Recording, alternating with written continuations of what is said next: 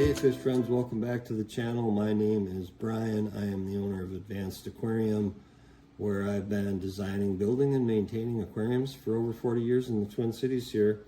I've just started this channel to give you guys helpful tips and tricks. Today I'm going to talk a couple minutes on anemones. As you can see, I got a really special one here. That is the infamous Colorado Sunburst, and it is an absolute stunner.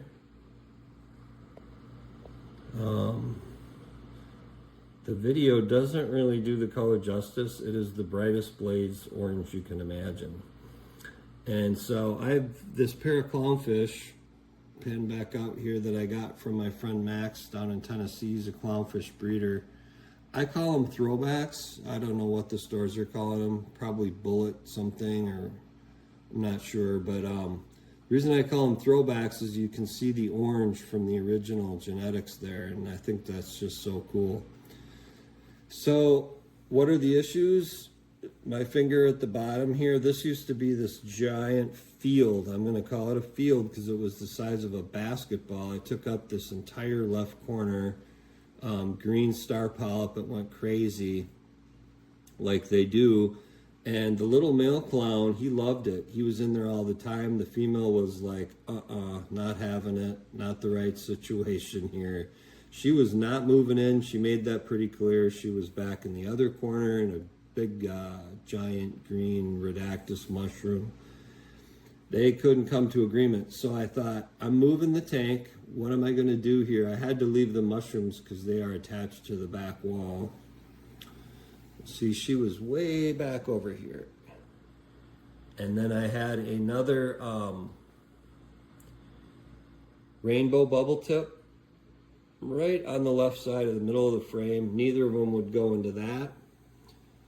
And so I thought, well, I'm going to gently coerce them by removing the male's favorite, the green star polyp. That's going away. There's actually a tiny little chunk of it left here down on the bottom behind the rock. Can't really see it. I just moved this tank yesterday to get prepped for a bigger tank. And so I removed the star polyp, I removed the other anemone. Incidentally, if you're going to get a Colorado Sunburst, I called one of my most trusted vendors and talked to him because this is my second one. The first one didn't make it.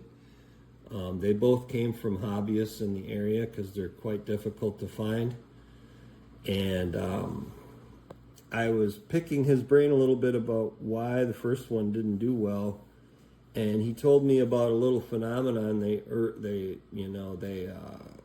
witnessed early on at the wholesale place. And this is a huge coral farm. So they had two different kinds of anemones in one of their giant vats. And they actually aquaculture these, which I thought was pretty impressive. Specifically the Sunburst, because they're really, really pretty.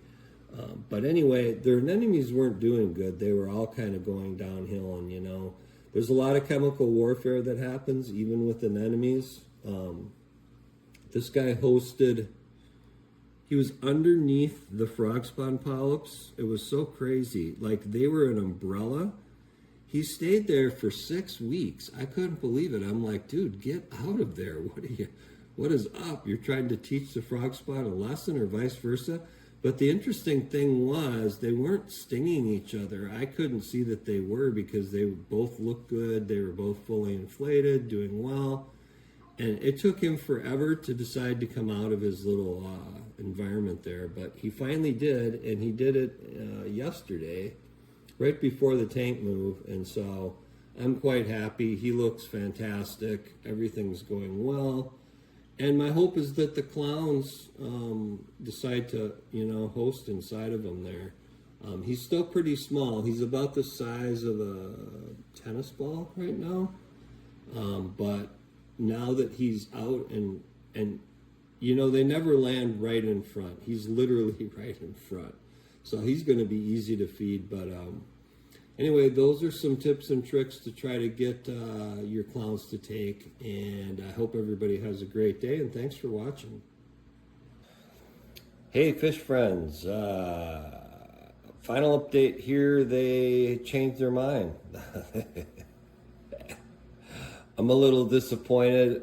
This is the day after I made the video you just watched, and they have, first time they've both adopted the Rhodactis mushrooms as home. So I don't know if that means they're there to stay. Hard to say, but you know, keep trying. Happy reefing.